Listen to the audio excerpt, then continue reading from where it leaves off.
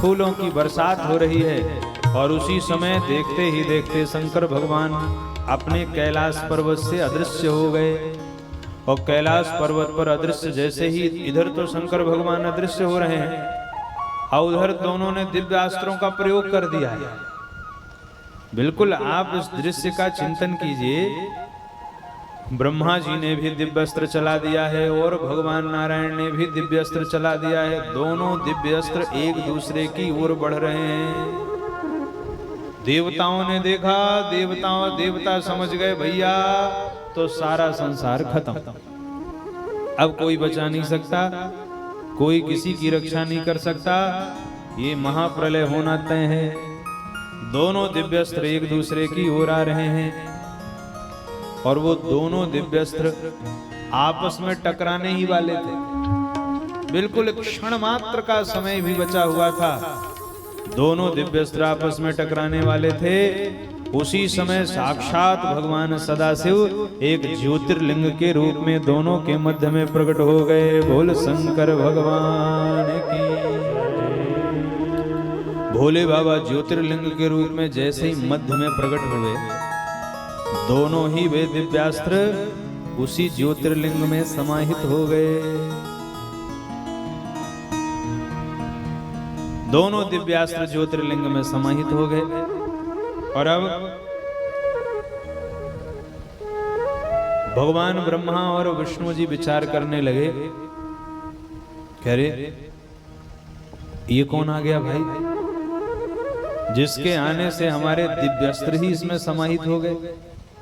भगवान नारायण ने कहा बाबा सुनो, अब ये झगड़ा बाद में करना, पहले पता तो लगाओ कि ये महापुरुष कौन प्रकट हो गए, इनका तो पता लगाओ। ब्रह्मा जी ने कहा नारायण आप एक काम करें, आप नीचे की ओर जाएं, मैं ऊपर की ओर जाता हूं। कहा ठीक है।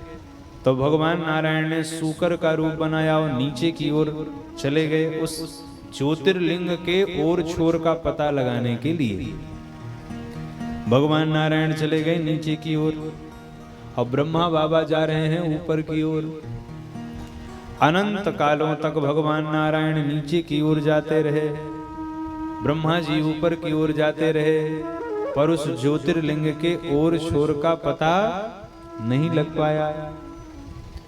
जब ओर छोर का पता नहीं लगा तो भगवान नारायण तो लौट पड़े। कहा चलो अब मिलना ही नहीं है तो क्यों बेकार में परिश्रम करें।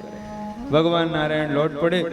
ब्रह्मा जी ने भी सोचा अब कुछ नहीं हो सकता, थक हार गए, तो ब्रह्मा बाबा भी लौटने लगे। तो जैसे ही ब्रह्मा जी जब नीचे की ओर लौटे तो हमारे भोले बाबा को हंसी आ गई। जैसे कई बार बच्चे, छोटे बच्चों की हरकत देख के हम ऐसे हंसते हैं ना, अरे ऐसे करते हैं सिर हिला करके। तो ब्रह्मा जी की नादानी को देख करके भोले बाबा को भी हंसी आई और भोले बाबा ने भी ऐसे किया। और जैसे ही भोले बाबा ने ऐसे किया, भोले बाबा के सिर से एक केतकी का पुष्प नीचे गिर गया। वह केतकी का पुष्प भी अनंत कालों से नीचे गिर रहा था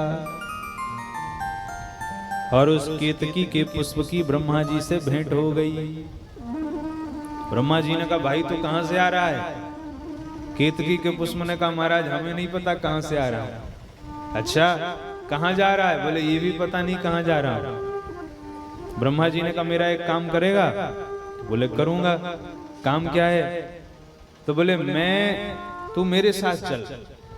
और जब भगवान नारायण पूछें तो, और जब मैं उनसे कहूं कि मैंने इस ज्योतिर्लिंग के छोर का पता लगा लिया है, तो तू मेरे पक्ष में हाँ कह देना।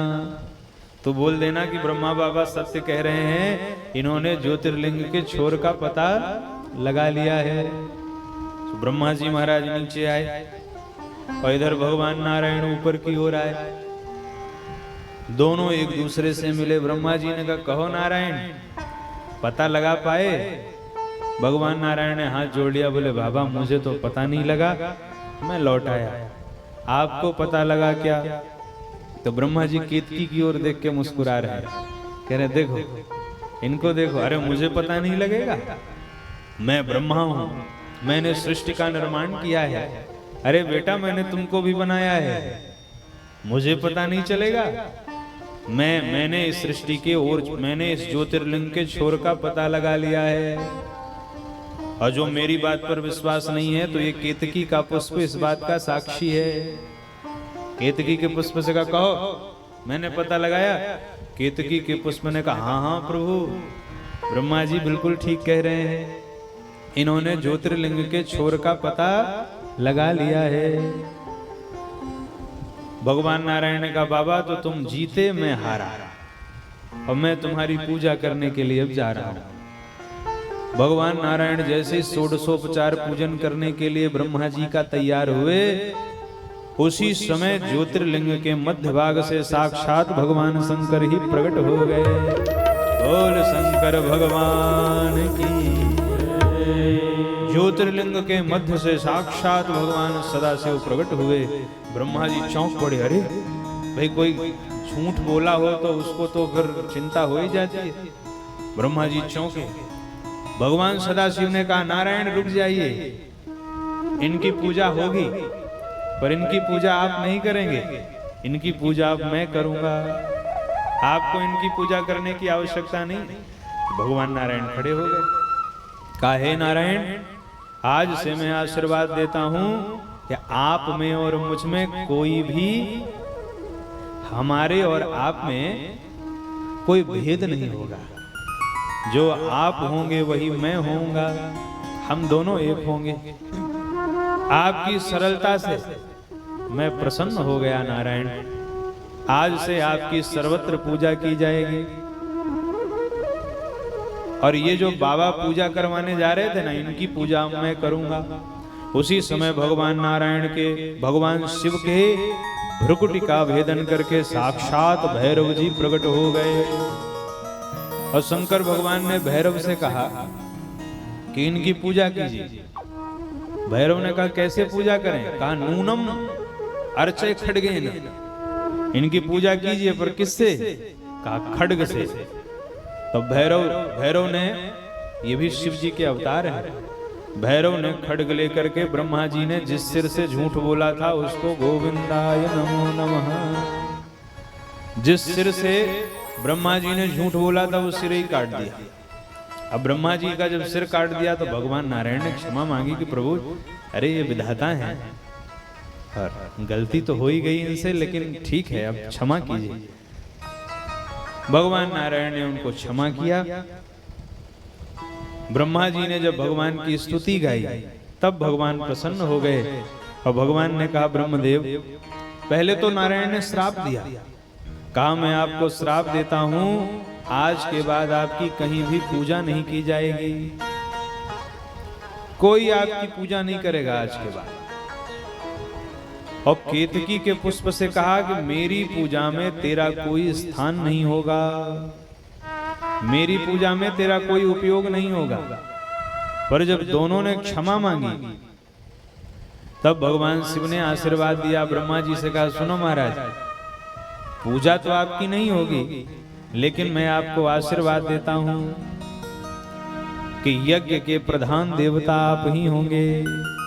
यज्ञ में ब्रह्मा ही प्रधान होता है, इसलिए ब्रह्मा जी को आशीर्वाद दिया कि यज्ञ के प्रधान देव आप होंगे। और केतकी पुष्प को कहा देखो मेरी पूजा में तो तुम्हारा स्थान नहीं होगा, लेकिन अन्य देवताओं की पूजा में तुम्हारा खूब प्रयोग किया जाएगा। दोनों को भगवान नारायण ने, भगवान शिव ने आशीर्वाद दिया। बोल भक्त वत्सल भगवान की जय। और फिर शंकर भगवान ने बड़ी सुंदर बात कही। शंकर भगवान कहते हैं हे नारायण, हे ब्रह्मदेव, आज का यह दिन बड़ा ही सुंदर है।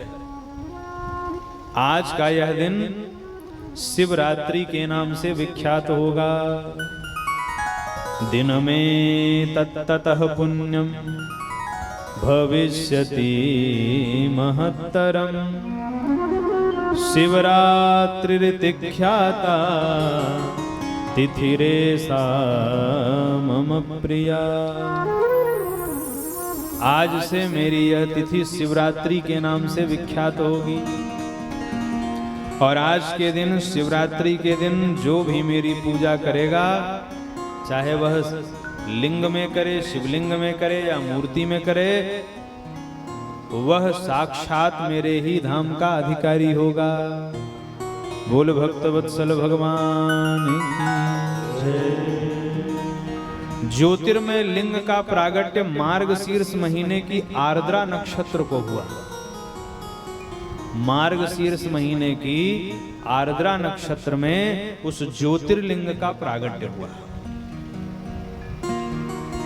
इस दिन जो शिवलिंग का दर्शन भी कर लेता है, शंकर भगवान कहते हैं वह मुझे स्वामी कार्तिकेय से भी ज्यादा प्रिय होता है।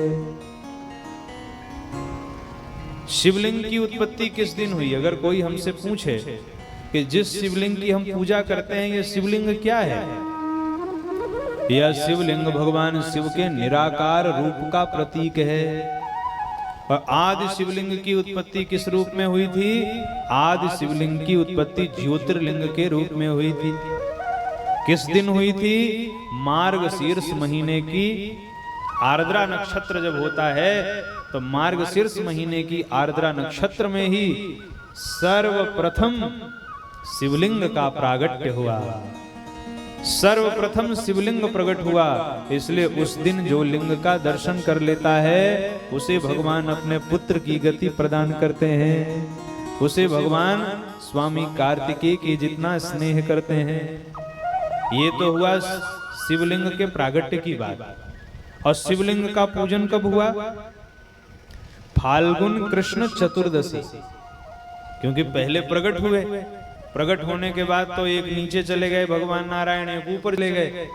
फिर जब आए, जब भगवान प्रकट हुए तब इन्होंने पूजन किया। तो प्रथम शिवलिंग का पूजन हुआ है फाल्गुन मास के कृष्ण पक्ष की